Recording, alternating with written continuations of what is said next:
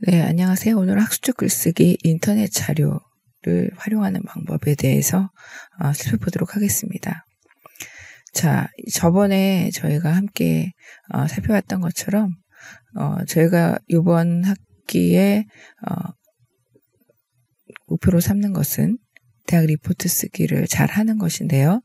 여기는 스스로 생각하는 힘을 키우는 훈련과 더불어 자신의 생각을 어떻게 자료로 정당화시키는지 보여주는 거, 자료를 어떻게 다뤄야 되는지 배우는 기초 훈련이 여기에 포함된다고 말씀드렸습니다.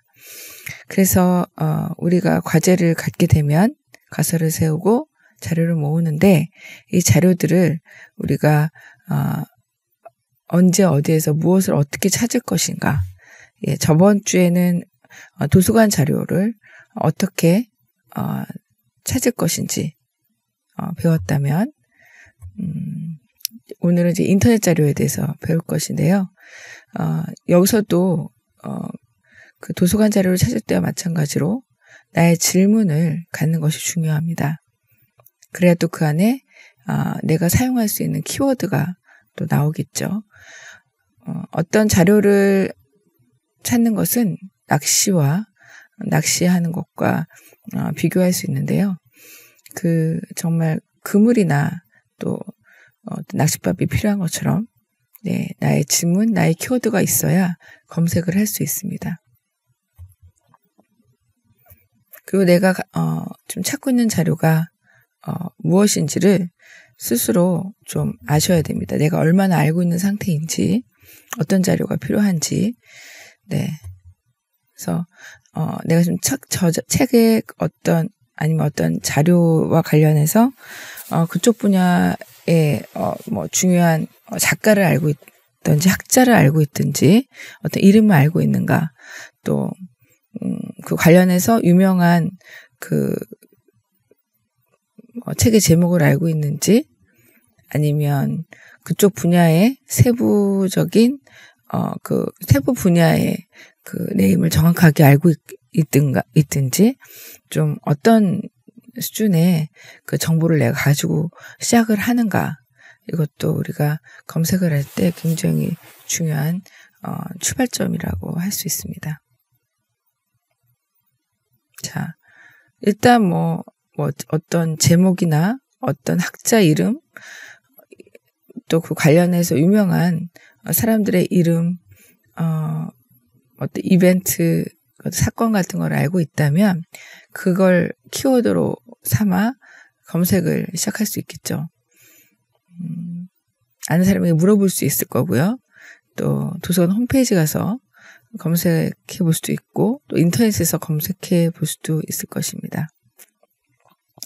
인터넷에서 검색해 본다는 건 일단 구글이나 네이버나 다음넷 같이 어떤 검색 엔진에서 검색을 해보는 것일 텐데요.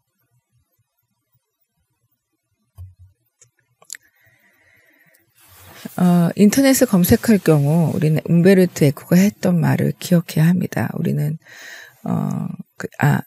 움베르토 에코라는 사람은 영화되기도 했던 장미의 이름이라는 소설로 유명한 이탈리아 소설가이자 기호학자면서 언어학자인데요. 그분이 이런 말을 했습니다. 인터넷이 지식 과다 상태에 있기 때문에 좋은 것, 나쁜 걸 구분해주지 못한다고요. 인터넷은 신이지만 아주 멍청한 신이고, 그래서 인터넷은 지적인 부자들한테는 도움이 되지만 정보의 진위나 가치를 분별할 자산을 갖지 못한 지적인 빈자들한테는 오히려 해로운 영향을 미칠 수 있다고 했습니다. 이럴 때 인터넷은 아주 위험할 수 있고, 또 쓰레기 정보를 판단할 능력이 부족한 지적 빈자들한테는 이 폐해가 굉장히 클 수 있다는 것을 지적하였습니다. 또 인터넷에 이게 역설이기도 하고, 또 인터넷 정보를 이용한다는 건 어쩔 수 없겠지만 반드시 비교를 해봐야 한다는 걸 강조했습니다. 하나의 정보 소스만으로 이게 진실이겠거니 하고 절대 믿지 말라고 했고요. 같은 사안에 대해서 가령 10개의 정보를 찾아본 뒤 꼭 비교해 보라고 추천하였습니다. 자, 그래서 이미 내가 많은 지식을, 정보를 알고 있는 상태에서 인터넷 찾아본다면 도움이 됩니다. 하지만 내가 그거에 대해서 제대로 알지 못하는 상태에서 한두 가지만 찾아보고 그 정보가 그게 사실이냐 믿는 건 굉장히 위험하다고 말을 한 것이죠. 자, 내가 에코라는 것으로 구글에서 검색을 해봤다고 가정해 봅시다. 자, 그러면 이렇게 여러 가지 에코, 프렌들리 제품 소개라든가 내가 에코, 움브레트 에코가 썼던 저작에 대해서 찾아보고자 했을 때 오히려 에코 프렌들리 어떤 에코라는 친환경 제품들이 검색되어지는 것을 알 수가 있죠. 그래서 인터넷 자료 하면 뭐 생각나시죠? 웹사이트, 블로그, 인터넷 신문, 인터넷 백과사전 같은 것이죠.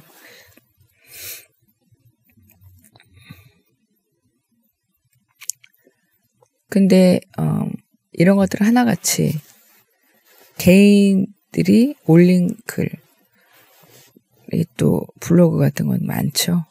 웬만한 웹사이트를 검색을 하면 블로그가 많이 나옵니다. 네.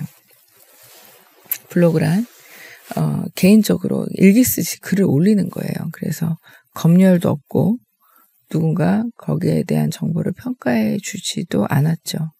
그래서 그냥 올라와 있는 그 글이 또 사실이라고 우리가 믿어버리면 안 됩니다. 특히 블로그에 있는 글들이 그렇습니다. 인터넷 백과사전 같은 경우도 나중에 제가 또 말씀드리겠지만 이렇게 아무나 올리게 되어 있는 게 많아요. 그 백과사전을 모두가 함께 이렇게 만들어가는 거죠. 그러다 보니까 누군가 잘못된 글을 올려도 그냥 거기 버젓이 있는 경우들이 많습니다. 그래서 그렇게 누구나 올릴 수 있도록 되어 있는 백과사전, 예를 들면 위키피디아 같은 거요. 그런 것들은 여러분이 그 내용을 그대로 믿으시면 안 됩니다.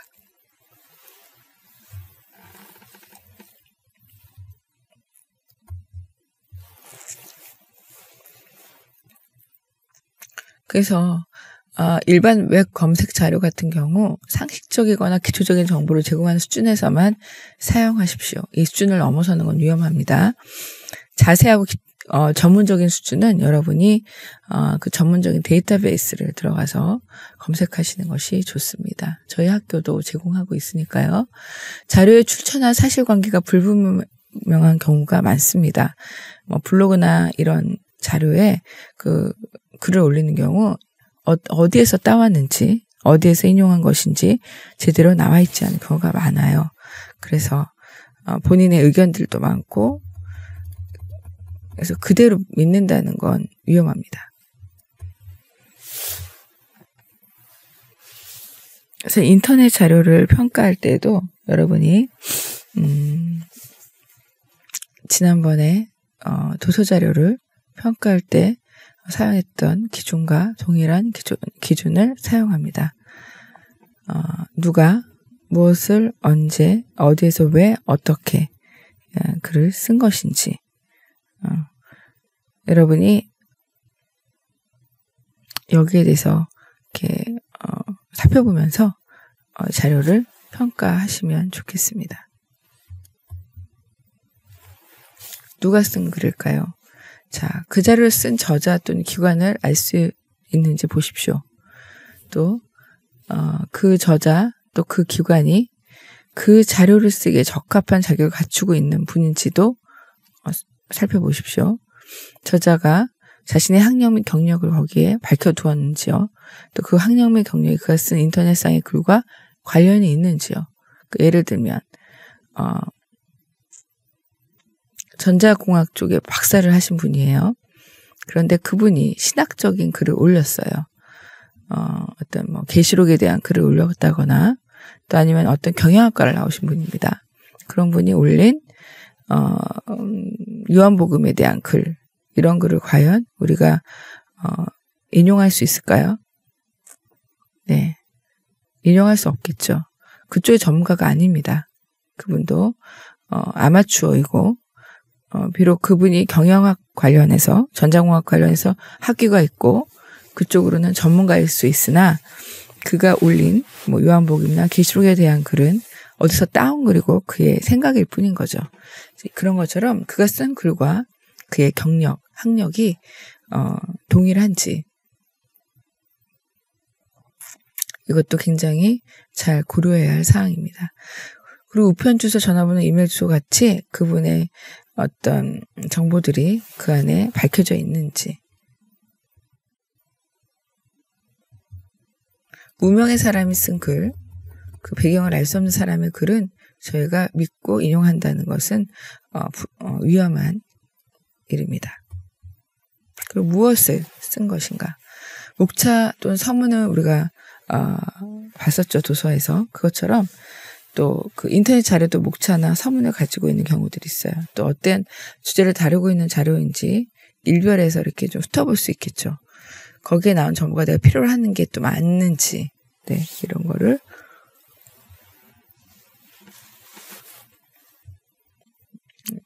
보시고요. 언제 쓴 글인지, 이 페이지는 현재 추세를 반영하고 있는 글인지, 또 이 이 홈페이지 혹은 이 글이 잘 관리되고 있는 곳인지, 정보가 요즘 나온 것인지, 또 언제쯤 쓴 것인지, 가장 마지막으로 업데이트한 날짜 및 수정한 날짜가 있는지, 그리고 현재 링크된 것을 누르면 제대로 이게 이동을 하는지, 왜냐하면 인터넷 주소들은 계속 바뀌기 때문에 이분이 이 사이트를 제대로 관리하지 않으면 내가 링크된 곳을 눌러도 또 그 제대로 가지 않아서 이게 오래된 글이구나라는 것을 또 그 날짜가 없다고 해도 또 그 감지할 수가 있습니다. 그런 경우 관리되고 있지 않은 곳이기 때문에 여러분이 그 곳에 있는 글을 또 신뢰하기는 어렵겠죠.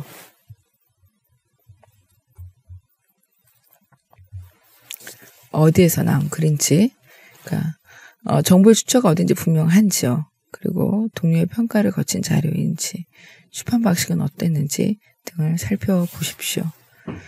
근데 특별히 어디에서 나온 글인지를 보실 때 인터넷 자료 같은 경우, 웹사이트 경우 그 도메인 네임을 참고하시면 큰 도움이 됩니다.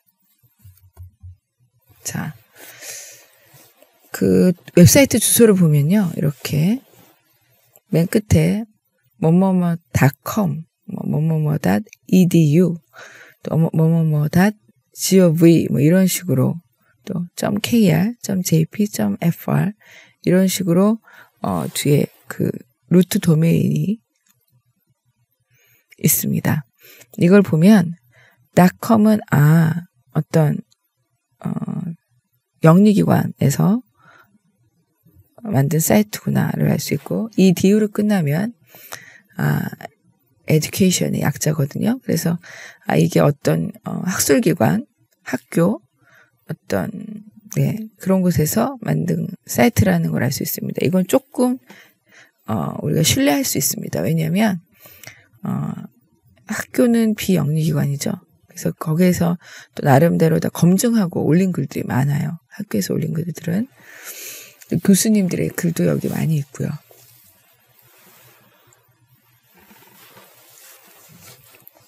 그리고 gov로 끝나는 거는 government, 그러니까 정부에서 발표한 자료들이 공식적으로 여기에 올라와 있는 글들이 또 많습니다. 또 org는 비영리기관, 그래서 어떤 비영리 단체, 그런 단체에서 이제 올린 글들이 많기 때문에 또 org에서 나온 글도 우리가 이렇게 신뢰할 수 있는 글들이 또 좀 많이 있을 수 있습니다. 그 밖에 또 근데 보통 이런 걸로 com, edu, gov, org로 끝나는 뭐 net 이런 걸로 끝나는 그 사이트들은 미국에서 만든 사이트들이 많아요. 그래서 다른 나라, 한국 같은 경우는 .kr로 많이 끝나죠. 일본에서 나온 사이트는 .jp로 끝나고요. 그래서 이런 곳에서 한국, 일본, 미국을 제외한 나라에서 만든 그 웹사이트들은 그 2단계 그 도메인 네임을 또 잘 봐야 합니다. CO라든가 AC나 OR은 또 마찬가지로 CO는 com에 해당하는데요. 영리기관. AC는 edu에 해당하는 그 학술기관, 학교. 또 OR은 ORG에 해당하는 또 그런 그 어떤 비영리기관. 그래서 AC.kr은 우리 한국의 그 대학교 들이 또 이런 그 주소로 끝나는 웹사이트 주소를 많이 가지고 있습니다. 그것처럼 웹사이트 주소를 이렇게 한번 보면 이게 대충 어떤 성격의 기관에서 만든 사이트인지를 또 어느 나라에서 만든 사이트인지를 우리가 추측할 수가 있습니다.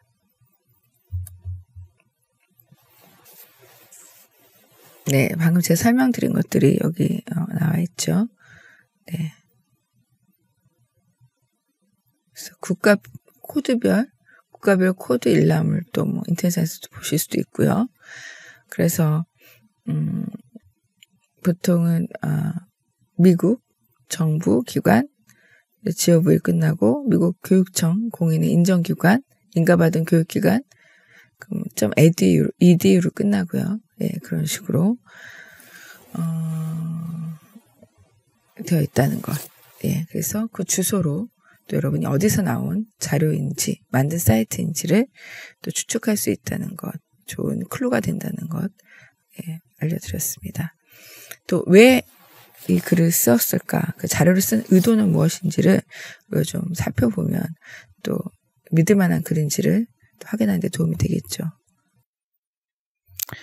네, 그래서 그 다음에는 어떻게 이 인터넷 사이트에 들어가게 됐는지, 어떻게 찾게 되었는지, 이게 굉장히 중요한 요소가 될 수 있습니다. 정보는 정확하고 객관적인지, 이 페이지는 제 기능을 하고 있는지와 더불어 이 페이지를 내가 어떻게 찾아 들어가게 되었는지를 생각해 보시기 바랍니다. 그러면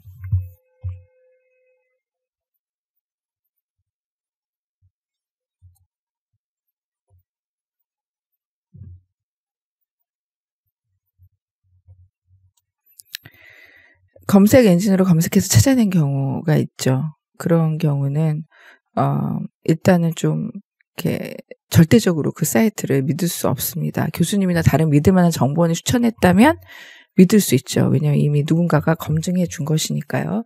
학술 정보원이나 믿을 만한 정보원에서 또 인용한 것인지, 좋다고 널리 알려진 그 좋은 사이트에 이 사이트에 대한 링크가 있었는지, 이런 것은 내가 그 자료를 찾게 되기까지 어떤 과정 중에 우리가 좀 믿을 만한 어떤 루트가 되는 것이고요.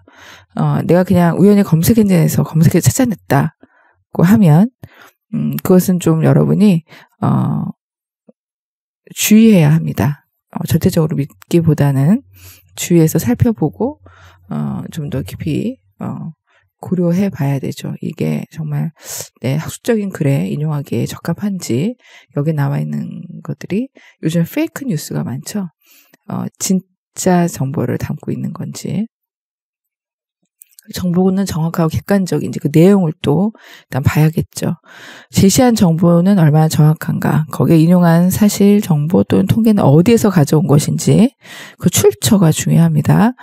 그리고 비블리오그래피, 서지를 정리해 놓은 것이 있는지, 그러니까 그 글을 쓰는데 사용한, 인용한 그 정보 소스를 밝혔는지, 또 그 페이지가 정확한지 알아보기 위해서 그 페이지를 관련 다른 소스와 비교해 보는 게 중요하죠. 그 전에 얘기했던 움베르토 에코가 얘기했던 것처럼 우리가 정확하게 잘 알지 못하는 사실에 대한 정보를 지금 보고 있다면 그 페이지 하나만 보고 우리가 그 사실을 믿어버리는 것이 아니라 다른 정보들, 좀 더 또 믿을 만한 정보들을 또 찾아서 비교해서 봐야 합니다. 그 페이지는 어떤 특정 관점이나 한쪽 입장을 보여주는 것은 아닌지, 객관적인지, 어떤 주제에 대해 특정 관점만 보여주고, 그러니까 한쪽 편을 들고 있는 건 아닌지, 또 그 페이지에 광고가 들어있진 않은지, 만약에 광고가 들어있다면 그 광고주의 어떤 견해, 그쪽 편에 선 입장을 쓰고 있을 수도 있습니다. 네. 그거는 여러분이 또 감안하셔야 합니다. 그리고 제 기능을 하고 있는지, 디자인 기능적 측면에서요. 사이트에서 여기저기 돌아다니는 게 쉽도록 디자인되어 있는지, 그 사이트의 홈페이지, 또 페이지 맨 윗부분으로 돌아가는 어떤 그 옵션이 또 그 안에 따로 디자인이 되어 있는지, 또 사이트 내에 검색 기능이 있는지, 사이트는 사이트맵 또는 색인을 가지고 있는지, 그래서 어떤 학교 웹사이트나 또 어떤 그 큰 회사 웹사이트나 좀 이렇게 잘 만들어진 웹사이트에 가보면 그 사이트 내에서 또 자료를 찾을 수 있는 검색 기능을 또 구비하고 있고, 또 그 안에 사이트 맵을 따로 두거나 또 어떤 그 색인을 둬서 내가 원하는 정보를 그 웹사이트 내에서 또 이렇게 접근할 수 있도록 또 어떤 길을 마련해 놓은 경우들이 있습니다. 그러니까 굉장히 순종일기에서 만든 그런 사이트라는 얘기인 거죠. 그렇게 되어 있다고 하면, 예, 그래서 좀 더 여기 들어간 정보도 나름 좀 많이 확인을 거쳐서 올렸겠다라는 어떤 신뢰감을 줄 수 있겠죠. 자, 그래서 여기 인터넷 자료도 우리가 그 1차 자료, 2차 자료, 3차 자료가 모두 인터넷 자료에 있을 수 있습니다. 어떤 그 사실 기록, 그러니까 조선왕조 실록 자체가 자체를 위에서 볼 수도 있고, 또 기록 영상, 어떤 시청각 자료요, 어떤 또 도표나 그래프, 통계 자료, 그리고 어떤 사건에 대한 목격담, 이런 것들, 이건 정말 그 팩트 자체죠. 사실 자료 자체가 올라와 있을 수도 있고요.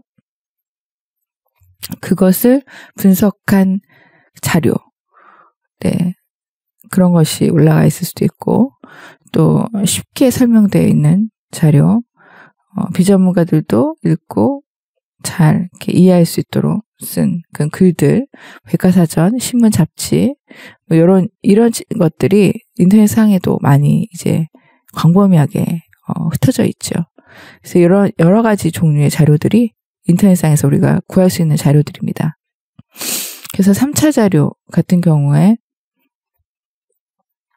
여러분이 위키백과나 또 다른 뭐 백과사전, 네이버 사전이라든가 여러 가지 사전들이 인터넷상에서 이제 무료로 사용이 가능한데요. 근데 이런 위키백과 같은 경우에는 여러분이 좀 주의하셔야 합니다.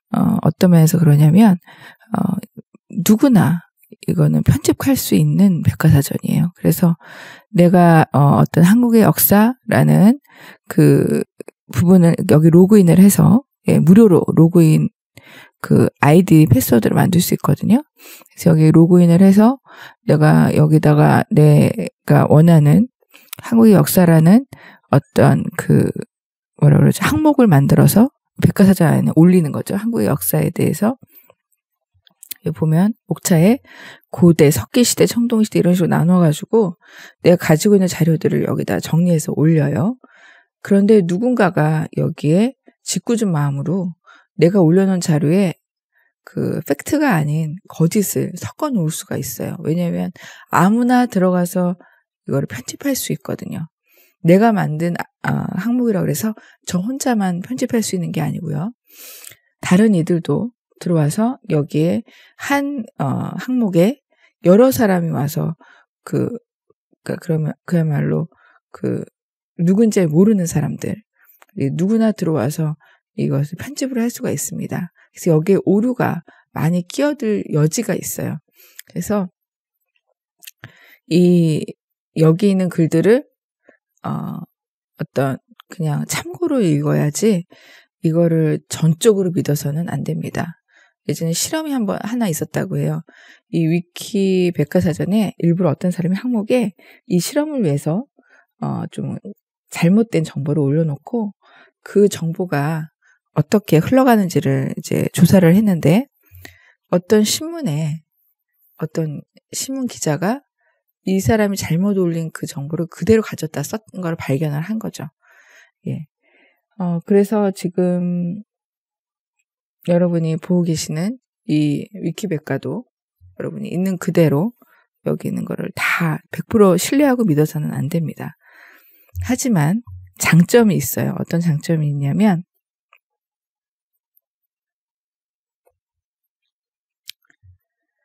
위키백과는 백과사전으로서의 장점이 생소한 분야에 대한 배경 지식을 얻기가 좋아요. 쉽게 적혀 있거든요.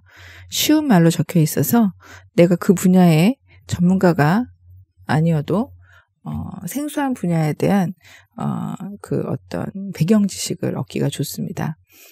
그리고 참고 문헌이 뒤에 또 정리가 되어 있는 경우들이 있어요. 본인이 그걸 작성할 때 사용한 참고 문헌을 친절하게 거기에 같이 이렇게 정리해서 올려두시는 분들이 많습니다.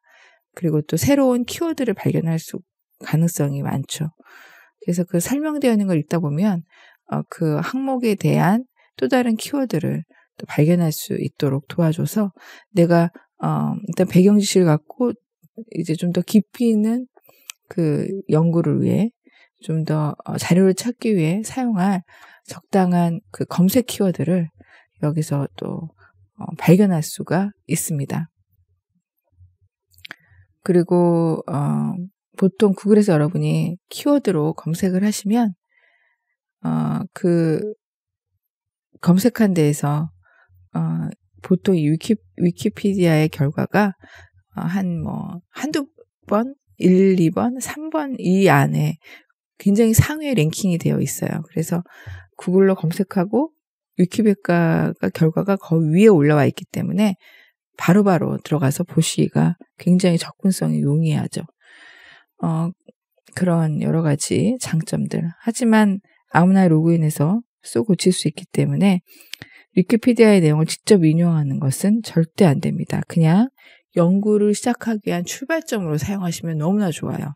사실 백과사전의 역할이 바로 그거거든요. 내가 어떤 연구를 하기 전에 거기에 대한 배경 지식을 얻고 어떤 그 구체적인 그 정보들, 그 어떤 내가 잘 몰랐던 분야의 주요 그 학자라든가 또 주요 저서라든가 또 그 주제 분야에 대한 어떤 연구 동향이라든가 이런 것들을 개괄적으로 쉽게 설명해 놓는 것들이 백과사전입니다.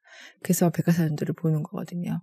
그래서 그 위키백과도 이 똑같이 그 인터넷 백과사전으로서의 장점을 또 가지고 있고, 또 우리가 그 책으로 출판되려면 오랜 시간이 필요하잖아요. 근데 여기는 그때그때 사람들이 궁금할 만한 아주 유행하고 있는 어떤 키워드, 단어에 대한 항목들이 바로바로 올라가 있는 경우들이 있어요. 왜냐하면 이 인터넷상에서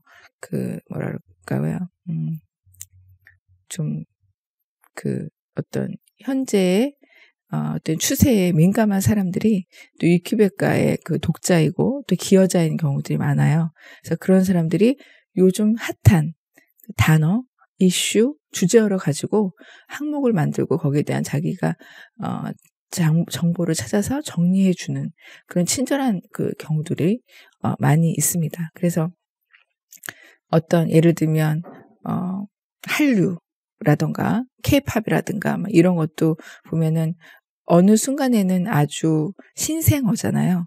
근데 그런 거에 대해 그거가 우리가 그냥 그 책으로 된 백과사전으로 출판이 되기까지는 좀 오랜 시간이 이제 좀 기다려야 이제 어떤 책으로 된 백과사전 속에 한 항목으로 나올 수 있을 거예요. 하지만 위키백과 같은 경우는 여러 그 사람들이 요즘 뜨는 단어를 가지고 또 금방금방 그 백과사전의 항목으로 만들어서 그 정보들을 정리해 두기 때문에 새로운 요즘 뜨는 단어, 신생어들에 대한 그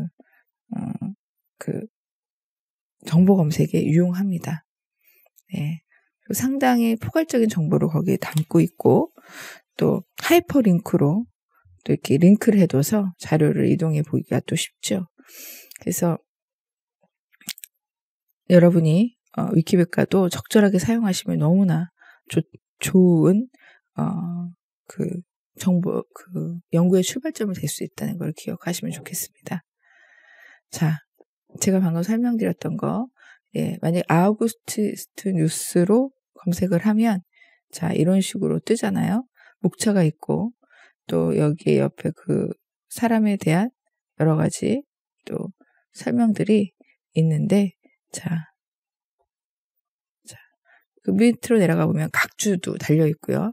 참고문헌도 있고, 그래서 관련된 이 글을 작성하는 데 썼던 예, 그런 소소한 자료들을 이렇게 여기서 발견할 수 있어요. 그리고 바깥골이라고 하는 것은 인터넷상에 떠 있는 또 다른 이 방금 봤던 아우구스티누스에 대한 글, 그에 관한 글, 그 사람이 쓴 글, 또 그 사람과 다른 사람의 어떤 그 관계, 그 사람의 음악록, 그 사람의 원제론 이런 것들에 대한 글을 어디서 다 이렇게 뭐랄까요? 찾아서 여기 연결을 해놨습니다. 그래서 바로 누르시면 그쪽으로, 그 작품으로, 그 글로 바로바로 갈 수 있어서 연구를 시작하는 사람들에게 너무 좋은 거죠. 네. 그래서, 여러분이 그렇게, 예, 잘 활용하시면 좋겠고요. 그리고 이제, 여러분한테 이제 이 예를 보여드리겠는데요. 이 예는 어떤 예냐면, 인터넷 자료 가운데 얼마나 유용한 자료들이, 어떤 귀중한 자료들이, 산지에 있는지, 여러분이 그 보물찾기를 하시는 맛을 인터넷에 가서 또 가지실 수 있는데요. 예를 들면, 이거는, 신약개론 수업의 노트입니다. 강의 노트인데, 여기 바티칸 코덱스에 대한 설명이 있어요. 자, 보면, 바티칸 코덱스는, 자, 4번에 보면 이집트의 알렉산드리아에서 필사되었을 가능성이 크고 원래는 외경이 포함된 성경 전체가 수록되어 있었던 것 같다고 했죠. 1868년까지는 이 사본에 접근하기가 너무 어려웠다고 되어 있고요. 1843년 그 티센도르프가 이 사본을 보기 위해 바티칸 도서관 방문했는데 단지 6시간만 허락된 기록이 있어요. 2년 후에는 트레켈리스라는 사람이 이 바티칸 사본으로부터 아무것도 복사하지 않았다는 사실을 확인하기 위해서 들어갈 때 나올 때 엄격한 수색을 받았다는 기록이 남아 있습니다. 그러다가 19세기 말에 와서 모든 학자들이 이 사본의 촬영본을 이용할 수 있게 되었어요. 자, 많이 제너러스해졌죠? 자, 그래서 이제 여러분이 여기서 이제 어떤 생각을 할 수 있냐면 19세기 말에 와서 모든 학자들이 이 사본을 촬영한 그 사진을 볼 수 있게 되었다면 현재 이 인터넷이 발달한 이 세상 가운데 이 바티칸 코덱스를 인터넷상에서 원문을 찍어 놓은 그 디지털 그 본을 우리가 프리로 볼 수 있을 가능성이 있겠다. 예, 이렇게 우리가 추정할 수가 있어요. 자, 한번 찾아볼까요? 찾아보면 자, 바티칸 코덱스라고 제가 구글에서 쳤습니다.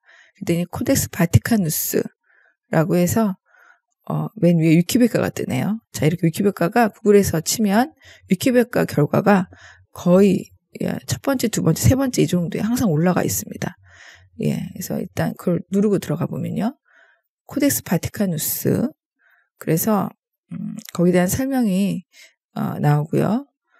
그 사진도 나오죠, 옆에.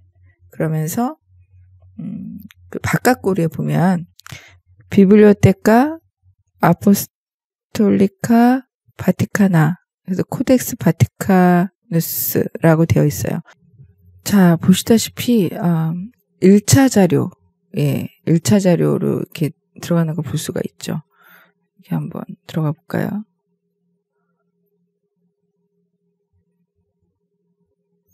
그러니까 여러분이 일단은,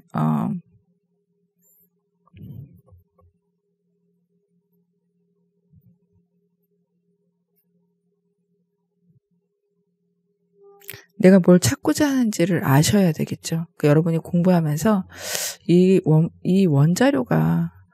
원자료를 인터넷상에서 볼 방법이 있을까? 한번 봐볼까? 하고 찾아보시는 거죠. 이것도 지금,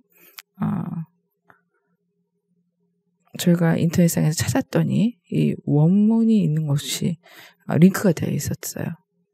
그야말로 큰 보물이죠. 옛날에는 이 자료를 보기 위해서 사람들이 몸을 수색을 하면서 그 바티칸 도서관에 가야만 볼 수 있었던 자료를 이제는 여러분이 인터넷상에서 그 좋은 화질로 볼 수 있게 되었으니까요. 한 페이지 한 페이지 모두 사진을 찍어서 이렇게 올려놓은 거를 볼 수 있습니다. 지금 여기가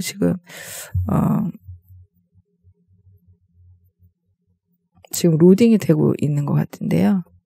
이제 보시면 이런 식으로 여러분이 나오는 거를 보실 수 있습니다. 자, 이제 엄청난 발전이죠. 여러분이 앉은 자리에서 저쪽 로마에 있는 바티칸 사본, 여러분 성경 사본을 볼 수 있다는 거니까요. 그래서 이걸 보면서 여러분이 그 내용을 연구하고 그 사본에 어떻게 적혀 있는지 이런 거를 이렇게 연구를 하실 수가 있죠. 하나하나 이걸 더 크게 또 이렇게 해서 보실 수도 있고요. 그래서 여러분이 얼마든지 원하신다면 더 깊이 있는 연구를 인터넷상으로도 하실 수 있습니다. 자, 그 밖에도 여러분이 이제 이게 또 다른 1차 자료인데요. 이런 통계 자료도 좀 다 올라와 있죠. 올라와 있어서 여러분이 그 어떤 통계 자료를 바탕으로 내 연구에 또 활용해서 또 글을 쓰실 수도 있고요. 통계 자료를 옛날에는 또 통계청 뭐 어디 가서 또 거기서 나온 어떤 그때 이제 발간하는 또 어떤 그 발간된 통계를 또 이렇게 가서 보고 들춰보고 했어야 됐지만 이제는 이렇게 인터넷상에 이제 공개가 되니까 이걸 보고 여러분이 연구에 활용하실 수 있습니다. 그리고 옆에 있는 거는 자, 이게 Behavioral Study of Obedience라고 굉장히 유명한 스탠리 밀그램의 그 아티클이에요. 자, 여러분이 이제 이런 책을 혹시 들어보셨는지 모르겠어요. 스키너의 심상자 열기라는 책인데 여기 스탠리 밀그램의 충격 기계와 건의에 대한 복종 이 실험이 자세히 설명이 되어 있습니다. 여기 비판도 많았고요. 자, 그걸 보면서 이 사람이 이 실험을 해서 쓴 그 논문을 실제로 내가 보고 싶다. 인터넷상에서 이렇게 공개가 돼 있어요. 밀그램이 했던 어떤 권위에 대한 순종 그 어떤 충격기계 그 실험을 가지고 쓴 그 논문을 실제로 보실 수가 있고 인터넷상에서 또 그 실험한 장면도 또 유튜브에서 보실 수가 있습니다. 이 사람이 여러 번에 걸쳐서 다른 실험자를 대상으로 이 실험을 반복했었거든요. 그래서 그 실험들이 녹화되어 있는 영상이 유튜브에 떠 있습니다. 자, 이런 식으로 어떤 1차 자료, 여기 안에 어떤 해석이 들어가지 않은 1차 자료들을 그대로 보실 수가 있고요. 또 밀그램 연구에 대한 비판들이 또 여러 가지 많이 있었는데 그거에 대한 뭐 칼럼이라든가 또 심리학회 이제 발표한 맨 밑에 보면 아동 심리학 다이애나 마움린드라는 사람이 그 실험의 윤리성을 심하게 질타한 논문을 심리학 학회제 발표를 했거든요. 자, 이 논문을 또 내가 인터넷상에서 볼 수 있을까 하고 이제 찾아봤어요. 찾아보면 자, 이건 어떤 그 연구에 대한 다른 사람의 해석이 담긴 그 논문이잖아요. 이런 거를 이제 찾아봤더니 뜨긴 떴는데 자, 그 논문이 떴어요. 그 아티클도 떴어요. 하지만 이걸 보려면 이렇게 돈을 내야 한다고 이렇게 나오죠. 그래서 웬만한 어떤 다른 사람의 해석이 담긴 2차 자료들 있죠. 자, 2차 자료, 다른 연구자에게 배우려고 할 때 사용하는 최근 연구 동향이나 또 어떤 전문가용으로 어떤 해석을 제공해주는 논문 자료들은 보통 여러분이 구입을 하셔야 합니다. 네. 그래서 데이터베이스로 검색을 하시는 게 좋아요, 이런 건. 그러니까 인터넷으로 찾을 수 있는 자료들이 또 한계가 있습니다. 그래서 여러분이 저희 학교에서 제공하는 데이터베이스를 활용해서 연구하시는 것이 굉장히 중요합니다. 믿을 수 있는 또 그 어떤 그 분야의 연구자들이 해석해 놓은 자료들은 그 데이터베이스에서 검색해서 쓰시도록 하셔야 합니다.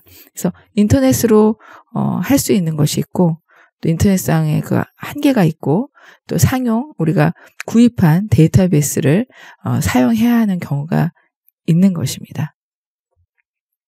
거기에 대한 여러분이 그 구분을 하시면서 여러분의 그 쓰임새에 맞게 이런 그 정보를 활용을 하셨으면 좋겠습니다. 그러니까 인터넷은 다시 한마디로 말해서 내가 처음에 자료를 잘 모르는 분야에 대해서 처음에 연구를 시작하려고 할 때 어떤 백그라운드 날리지를 얻고 거기에 대한 어떤 키워드를 또 좀 발견하고 이런 백과사전을 보는 그런 의미처럼 그렇게 연구의 첫 단계로 활용하면 참 좋으시고요. 그리고 이 안에 어떤 무궁무진한 어떤 1차 자료들도 많이 공개가 되어 있기 때문에 그런 거를 이제 또 여러분 찾아서 보시면 또 큰 도움이 되고 또 이 뉴스나 이런 신문 같은 것들도 여러분 잡지 이런 것도 요즘은 이제 인터넷상에 많이 나오고 있죠. 목회와 신학이나 이런 것들도. 그러니까 인터넷상에는 볼 수 있는 자료들이 또 우리 프린트된 자료로도 있는 거 두 가지로 다 공개하는 경우도 요즘 많아졌습니다. 뭐 동아일보며 중앙일보며 신문도 이제 인쇄판이 있고 이 온라인판이 있잖아요. 예. 그래서 그런 식으로 좀 많이 정보를 우리가 이렇게 얻는 것이 예전보다 손쉬워졌습니다. 하지만 분명히 한계가 있다는 거. 그래서 우리가 데이터베이스를 도서관에서 소개해드리는 데이터베이스를 사용해야 하는 경우들이 있다는 것을 꼭 기억하시고 인터넷으로 모든 걸 해결하려고 하지 마십시오. 자, 1차 자료는 여러분이 어떠한 자료는 원만 입장을 지지한다, 반박한다, 뭐 이런 식으로 여러분이 이렇게 활용하실 수 있고요. 또 다른 연구자의 해석을 자신의 입장에서 평가할 때는 또 원만 점에서 내가 옳다고 생각한다, 뭐 동의한다, 또 그 연구자의 그 해석에 내가 반대한다. 아까 밀그램의 그 어떤 그 연구에 대해서 다른 연구자가 비판하면서 그 어떤 다른 글을 전화를 발표했던 것처럼 그 어떤 실험 자체에 대한 비판을 할 수도 있는 거고요. 또 제한적으로 동의할 수도 있겠죠. 뭐뭐는 좀 옳을 수도 있지만 뭐뭐 어떤 면에서 내가 받아들이기 힘들다 이런 식으로 내가 그렇게 활용할 수 있고 자료를. 그리고 보통 인터넷 자료 제가 3차 자료 정도로 활용하라고 말씀드렸는데 그건 주제를 개괄적으로 훑어볼 때 사용하고 연구과정의 첫 단계로 활용하면 좋다라는 것. 그러니까 인터넷 자료를 3차 자료로서 활용하시면 너무 좋습니다. 자, 다음 사이트를 평가해 볼까요? 자, 이 자료는 어떻습니까? 여러분이 인터넷 자료는 제가 그 주소를 보면 웹사이트 주소를 보면 이 자료가 좀 믿을만한지 아닌지를 볼 수 있다고 말씀드렸어요. 지금 여기 있는 것들은 제가 4.19, 5.16 혁명 관련해서 검색했을 때 나온 자료들인데 이 자료는 일단 koreanumc.org 그러니까 비영리기관에서 나온 자료라는 걸 알 수 있고요. 또 보니까 한인연합 감리교회 사이트였네요. 그리고 조지 이 오글 목사님이 한국 선교 이야기를 쓰신 것을 발췌해서 올려놓은 것입니다. 그래서 어떤 정확하게 그 저자가 그 배경이나 여러 가지 면에서 정확하고요. 그리고 그분의 이야기를 그대로 발췌해서 적어놓았기 때문에 외국 선교사의 입장에서 본 4.19, 5.16 혁명 이야기라는 점에서 흥미를 끌고 또 이건 어느 정도 인용이 가능하겠다라는 생각이 듭니다. 저자와 또 어떤 출처와 그 내용 안의 객관성과 여러 가지 면에서 이제 그런 판단이 들고요. 그런데 이 자료 같은 경우는 벌써 blog.koreadaily.com이죠. 개인 블로그예요. 일단 개인 블로그에 있는 자료는 여러분 절대 인용하시지 않았으면 좋겠습니다. 이것은 거의 개인 저널 같은 거예요. 개인 일기장, 개인 노트, 개인의 생각을 그냥 쓴 글입니다. 그래서 여기에는 그 개인의 사견이 많이 포함되어 있어요. 5.16 쿠데타 박정희 만취 상태에서 반란군 쥐, 굉장히 자극적인 또 제목인 경우가 많습니다. 한 사람이라도 더 읽도록 만들기 위해서 그런 경우들이 많아요. 그래서 블로그에 있는 글은 그냥 재미로 그냥 읽는 것에서 끝나야지 그것을 굉장히 진지하게 받아들이는 것은 옳지 않습니다. 블로그 글은 그냥 누군가 쓴 개인 노트를 내가 좀 이렇게 들춰봤다라는 그 정도에서 그치는 것이 좋습니다. 그리고 이런 것은 경향신문의 기획기사네요. 보니까 자, 광복 70주년 특별기획 김호기 박태균의 논쟁으로 읽는 70년. 그래서 5.16은 쿠데타인가 혁명인가? 근데 이 기사를 쓰신 분이 박태균, 그래서 서울대 교수고 국사학과 교수라는 걸 알 수 있어요. 여기 보시면. 이걸 봤을 때, 이 글은, 자, 이분이 쓰신 걸 보니까 이분의 배경이 국사학과 교수고, 그래서 이분이 쓴 쿠데타인가 혁명인가라는 이 글은 나름 내가 인용할 수 있겠다는 생각이 들죠. 예. 주류 언론의 신문사에서 서울대 국사학과 교수님이 쓴 기획기사를 실은 겁니다. 네, 그래서 이런 거는 인용할 수 있겠죠. 그리고 위키백과예요. 5.16 군사 정변에 대한 그 항목을 이제 보여주는데요. 제가 위키백과는 조심해야 된다고 말씀드려서 절대 인용하면 안 된다고. 여기에는 누구나 편집이 가능하기 때문에 잘못된 정보가 들어가 있을 가능성이 많다라고 말씀드렸습니다. 그래서 그냥 그 배경 지식으로만 읽어두시는 것이 좋고, 더 이제 그 어떤 정보를 찾기 전에 초기 단계로 활용하시면 좋다고 말씀드렸습니다. 그래서 참고자료 인용하는 법인데요. 그래서 여러분 인터넷 어떤 목회화 신학, 이거 예를 든 건 목회화 신학의 그 인터넷상에 올라와 있는 그 기사를 여러분이 여기다가 이제 인용하실 경우, 예, 일반 잡지를 인용하는 것처럼 하시면 되고요. 대신 여기에 인터넷 주소가 들어가고 인터넷 주소가 이렇게 들어가죠. 자, 들어갑니다. 그리고 여기에다가 가로치고 내가 그 검색했던 날짜를 적게 되어 있습니다. 그리고 가로 닫고 점을 찍고 마칩니다. 예, 항상 인터넷상에 있는 그 주소를 적고 그 인터넷 그것을 그대로 갖다가 여러분 인용하실 경우에는 내가 몇 월 며칠에 검색을 했었는지를 꼭 여기 적어 주셔야 합니다.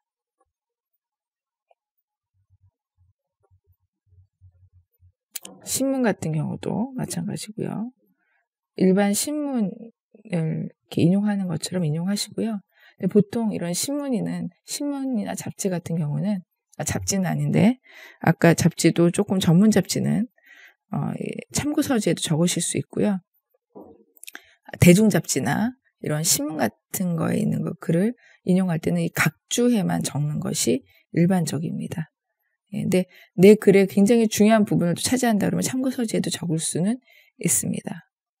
인터넷 동영상을 또 어떻게 유튜브에 있는 동영상을 어떻게 인용할 수 있는지 각주 쓰는 방법, 참고 서지로 적는 방법 여기에 예를 들어 보여드렸습니다. 예, 확인하시고요. 또 인터넷 동영상 다른 거 유튜브 동영상 그리고 이거는 인터넷 자료실에 올라온 글을 또 어떻게 여러분 여기다가 인용할 수 있는지 또 제가 예를 보여드렸습니다. 이 모든 것이 제가 시카고 스타일로 어떻게 자료를 인용하면 좋은지 제가 시카고 스타일 그 인용하는 법에 대한 문서를 제가 업데이트해서 무드상에 올려놓은 게 있어요. 그거를 보시면 다 자세히 설명이 되어 있습니다. 여기 게시물이기 때문에 인터넷 게시물 같은 경우는 몇 월 며칠 날 게시되어 있는지 거기 적혀져 있는 대로 쓰시면 되고요. 그 다음에 주소, 내가 검색한 날짜 꼭 들어가셔야 된다는 거. 네. 또 인터넷 사이트 게시물입니다. 자, 그리고 이건 사이테이션 머신인데요. 예, 이곳 한번 들어가 보십시오. 예.